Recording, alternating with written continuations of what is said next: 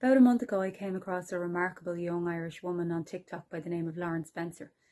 Some of you may have come across Lauren before. She was kidnapped and subjected to a prolonged aggravated sexual and physical attack at the hands of a male migrant who'd been let into this country without being vetted. Ian Linguar had been convicted of sexual assault in France in 2011, and it transpired when Lauren came forward that he'd also raped and kidnapped another young Irish woman. His DNA profile has since shown up as well on an Austrian database, and he's currently being investigated for very serious crimes. Lauren speaks about all of this and her current situation in an interview we did with her last week.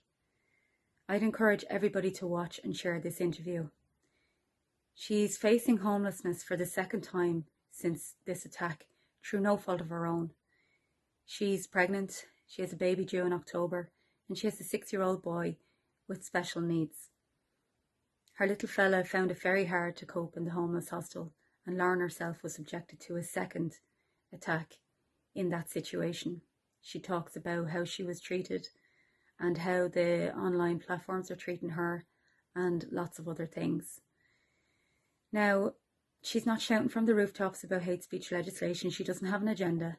And she was attacked by somebody who's not Irish, therefore her story is not getting any traction.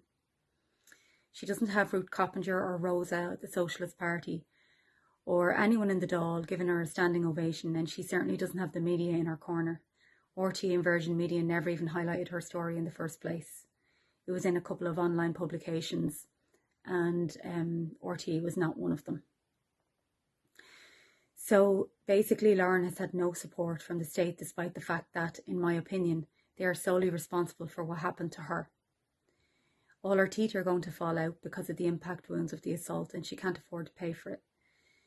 She's had no counselling, and as I say, she now is going to have no home. Now, she's really, truly very courageous. Twice during the attack, she tried to escape. The first time she tried to drive the car away when Linguar was outside the car on the phone saying he had a girl.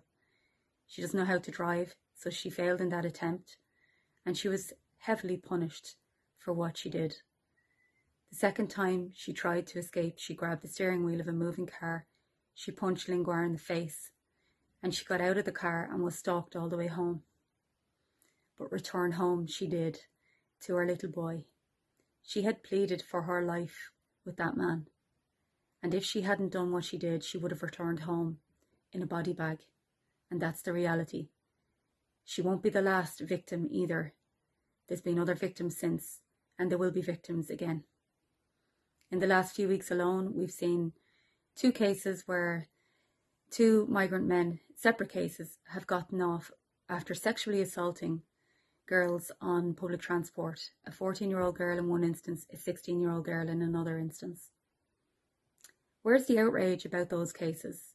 Where's the outrage about Lauren's situation? There is none. Because the truth is, in the Dáil and the rest of them, the media and Ruth Coppinger and Rosa, Socialist Party, none of them care about women. None of them care about children either, for that matter. Lauren doesn't need a standing ovation.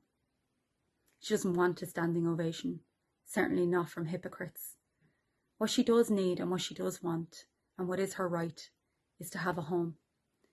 So please, please get behind Lauren. Watch and share her interview.